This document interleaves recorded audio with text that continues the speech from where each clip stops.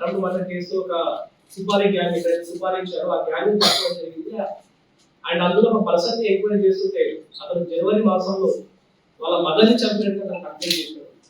చంపడమే కాకుండా అది న్యాచురల్ గా కింద పడి చనిపోయింది అన్న పద్ధతిలో దాన్ని చిత్రీకరించడం జరిగింది.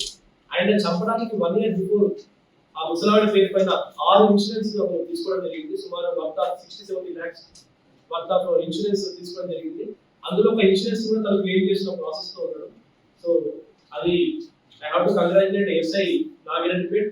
చాలా చాకచక్యంతో అసలు ఆ అఫెన్స్ అసలు తెలిసేది కాదు నాకు. కేవలం ఎస్ఐ స్పెషల్ ఇంట్రెస్ట్ తోటి, ఎస్ఐ ప్రొయాక్టివ్నెస్ తోటి ఆ అఫెన్స్ మనకు బయటకు వచ్చింది.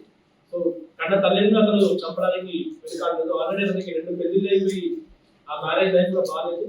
ఇక ఇన్సూరెన్స్ తోటి అంటే ప్రీ ప్లాన్ గా 1 year బిఫోర్ నుంచే వాళ్ళ మదర్ని చంపడం ఉద్దేశంతో ఒకేసారి 6 ఇన్సూరెన్స్ స్కీమ్ తన మీద రిజిస్టర్ చేయించి కరెక్ట్ ఇన్సూరెన్స్ అయిపోయిన టైం, టెన్యూర్ అయిపోయిన టైం కరెక్ట్ గా అతను చంపేసి ఆ డబ్బులతో మూడో పెళ్లి చేసుకున్న అనే ప్లాన్ లో అతను ఉన్నట్టుగా మనం చెప్తా ఉన్నాం.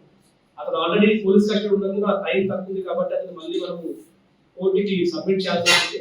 అతను ఈ క్రైమ్ లో మళ్ళీ తీసుకొని అతన్ని మళ్ళీ పోలీస్ కస్టడీ